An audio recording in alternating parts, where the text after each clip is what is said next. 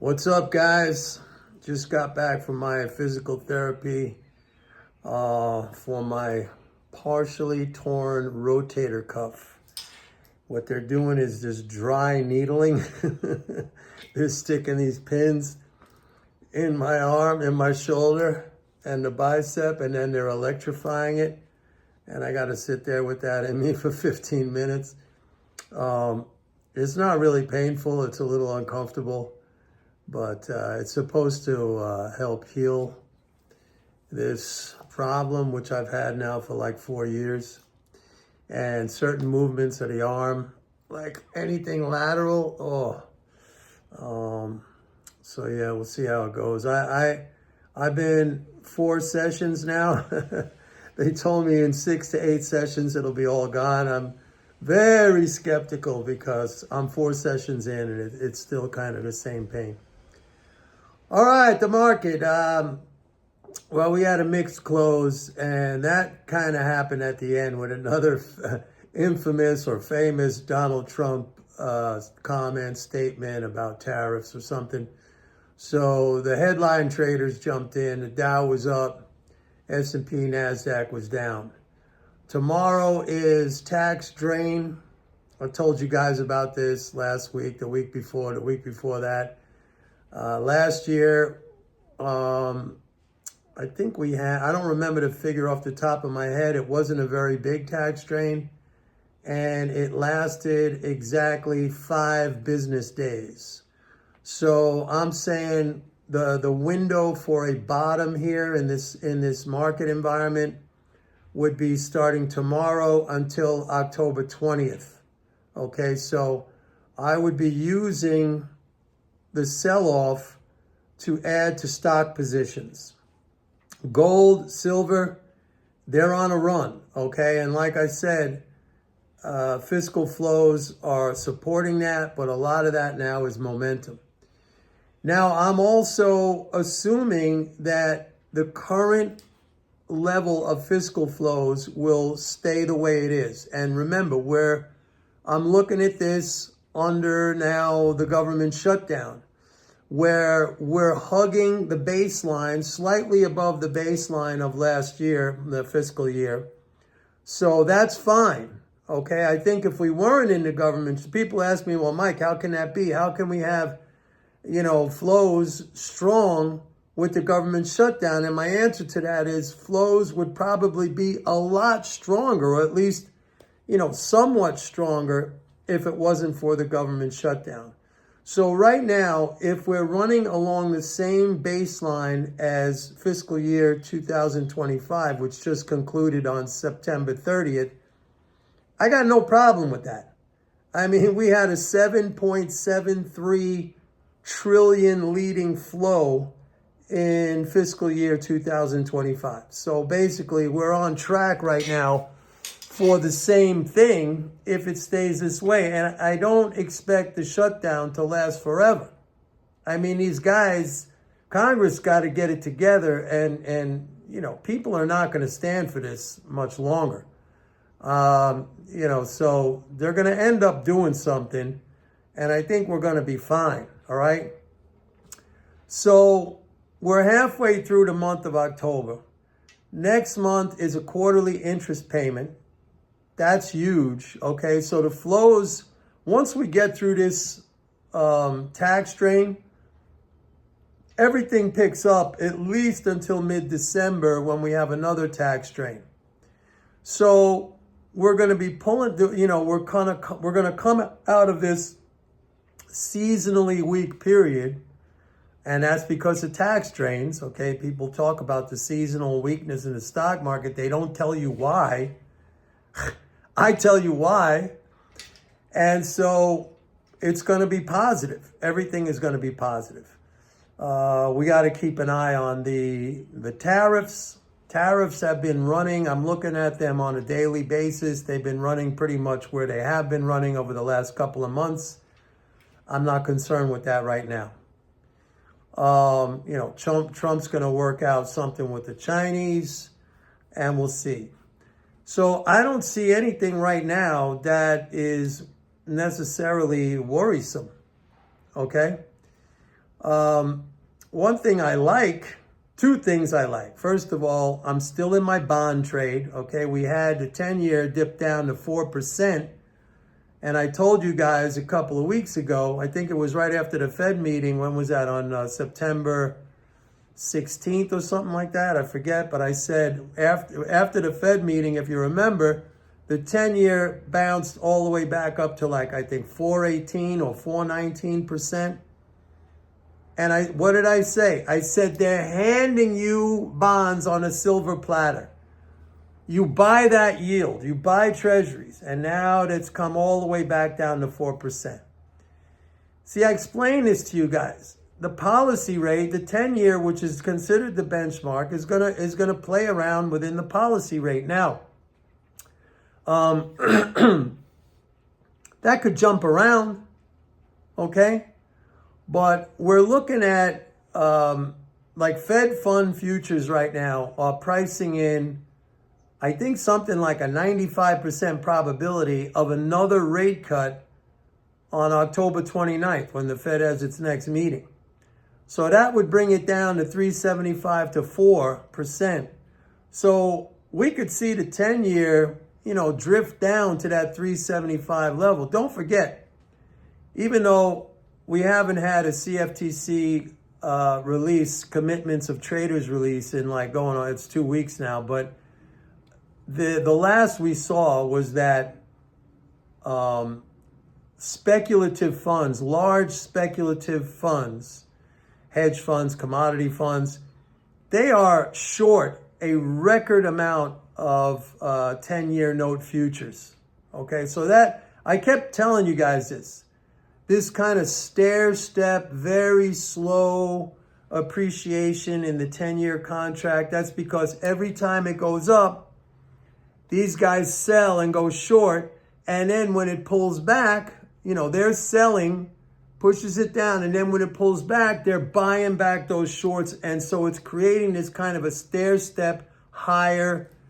It's tedious, it's slow. But these are the kind of moves, these are the kind of markets I love. Because you can get in there with very low risk. Like everybody's chasing gold right now. I learned a long time ago, I never chase. And that doesn't only apply to my investment style. That applies to everything I do in life. Okay? When I buy, for example, I'm great at buying cars. Some people hate the process. I love the process.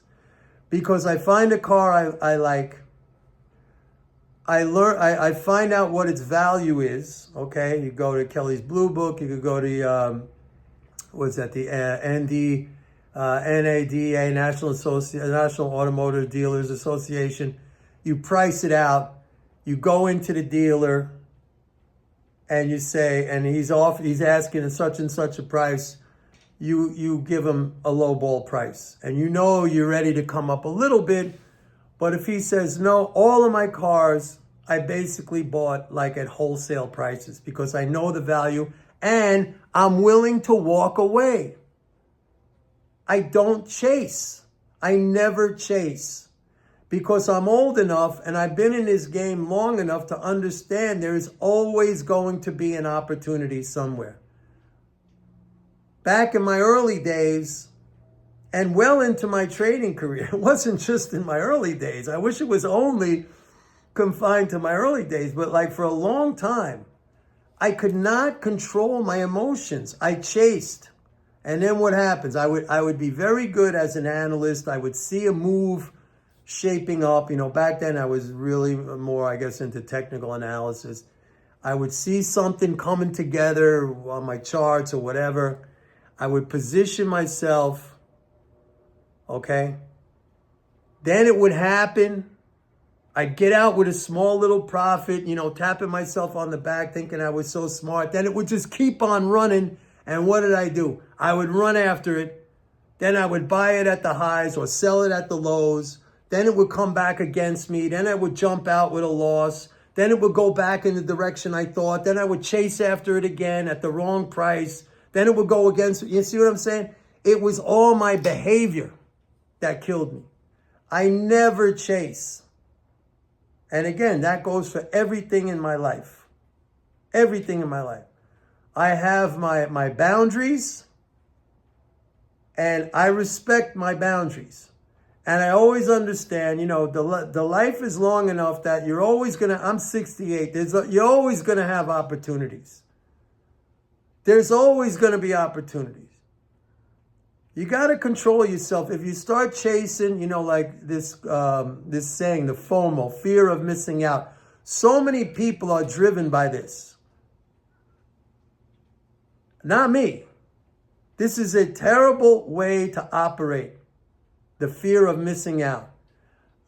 You are so needy, and you are so impatient, and you are so unable to control your impulses. How do you think that's going to play out? This is why I always say, when I used to teach my Forex course, I used to say, you always put in limit orders, and you respect those limit orders. Those are your boundaries. You make the market pay your price. You never chase after a price. You make the market pay your price, or else you forget about it and you look for something else that's going to come along. That's the way you do it. All right. So it's like, that's how I buy stocks. I've spoken about this. I use the fishing example. You bait your hook, your line, you toss it out, maybe several lines, several orders. You kick back, you have a beer, whatever, you relax, you get some sun. If you get a bite, if you get a hook, great. If not, you spent a nice day at the beach or on the boat or whatever. You come back the next day or the next week. It's no big deal. You make the market pay your price. You never, ever chase. I see gold at 4,100. Like I had positions in 2022 when it was like 1,600. I got out early. But like my thing is stocks. I really don't do too many commodity, even though I came up as a commodity trader on futures exchanges, and that was my thing. I was a member of the COMEX. I was a member of the NYMEX. All right. I traded those commodities: gold, silver, oil, platinum, gasoline, heating oil. I like stocks, man, because like I said, you build wealth. Accumulate good assets. Own a piece of these companies. You get dividends. It's a beautiful thing. It really is. So, a lot of you had comments after my last video with the quantitative easing, quantitative tightening. Look, it's simply accounting and the way national accounts are constructed.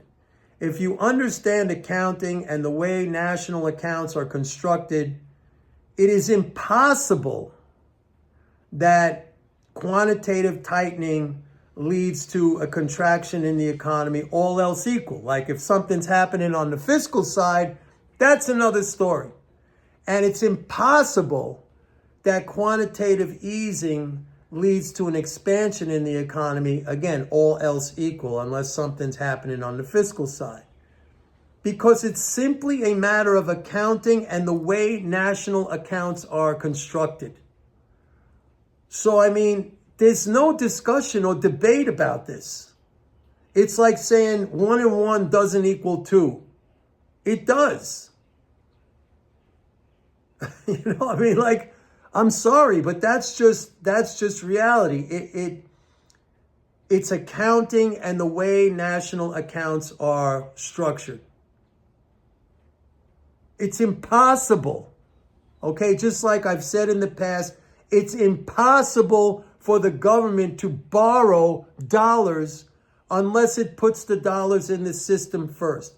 Just like it's impossible for the government to tax anybody until it puts the dollars into the system first, where the people or the entities being taxed have the freaking dollars to give back to the government. It's like you can't play Monopoly game until the game distributes the freaking money. It's very simple, folks. There should be no discussion or argument about this. Under a different system, let's say a gold standard or a fixed exchange rate or something like that, where, you know, the government needs somebody else's money or gold or something, that we can have that discussion. And that, in that case, you guys who keep saying this stuff, yeah, you would be right. But under the system that we have, under which we operate, our economy, our monetary system, everything I'm telling you is just a fact. It's not debatable. Okay? It's just, that's the way it is. You can either accept it or not. And if you don't want to accept it, you know, that's your thing. Go deal with that. I deal in reality. All right? Anyway, earthquake. No. All right, that's it for today, folks. Thank you for watching. The shoulder. I don't know if that's working, man. I don't know if that's working.